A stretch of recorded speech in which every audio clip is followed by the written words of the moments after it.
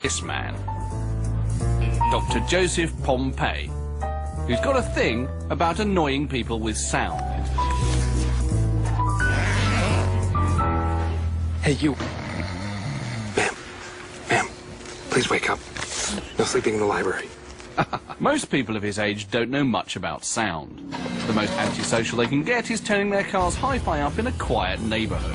But Dr. Pompey has studied sound for so long he's got letters after his name, and he came up with something a bit better. That's not a speaker system. Now this is a speaker system. The whole idea of his sound spotlight system is to make sure that only one person can hear him, even though they're 20 meters away. Hey, you there. You on the laptop. Are you downloading illegal files to the library network? I hope not. Hey, you there, studying. Miss, can you hear me? I think it's time for a break. Hey, you, looking at CDs.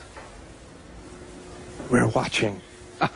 Taking the mickey out of innocent readers might seem a bit childish, but there's a reason why Dr. Pompey comes here to test his kit. A library is about the most sensitive area you can think of for background noise and generating sound that people don't want to hear. But with the audio spotlight, we can deliver sound specifically directly to people within the library without bothering the other people that are reading quietly.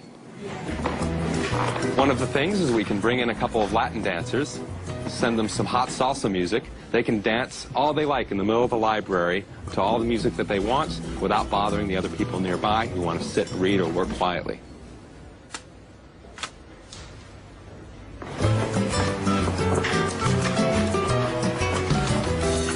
The system works like this.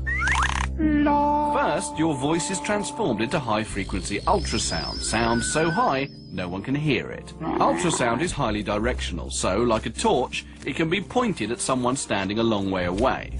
Although they cannot hear the ultrasound, it causes secondary vibrations in the air around them, and it's that sound the person hears. So if you imagine you're in a room and I shine a flashlight at you, it's very bright for you, but it's very dark for everybody else. Much the same way, the audio spotlight creates a very narrow beam of sound that you can shine at a listener. They hear it very clearly, and it doesn't create noise that might bother other people in the same space.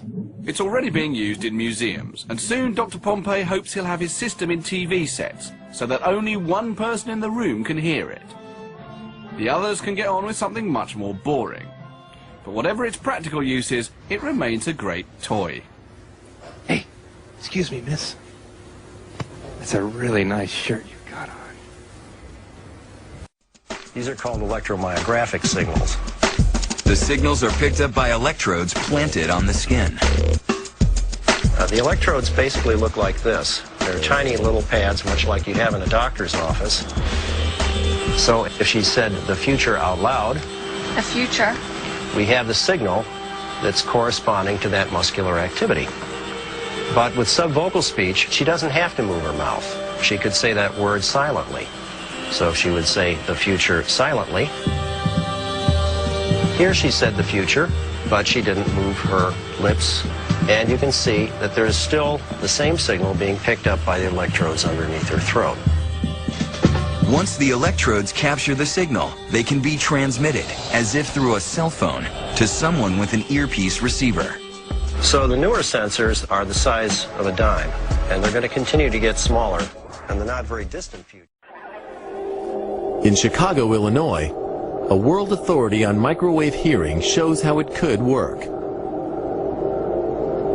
I'm hearing a microwave pulse like a click. Now it sounds like a chirp with a tonal quality to it. Professor James Lynn is hearing sounds that aren't there, but he's not crazy. Pulses of microwave energy are being generated and fired at him from behind. Microwaves can be heard depending on the individual, depending on the hearing acuity of the individual. Individuals with fairly normal hearing can hear microwaves at quite a low level.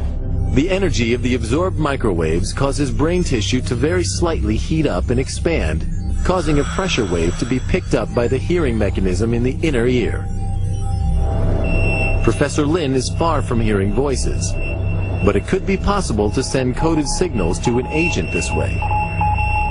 Brain is an electrical organ. It is susceptible to electrical signals. Since microwave is electrical, therefore, in principle, one could embed or encode information in the microwave signal.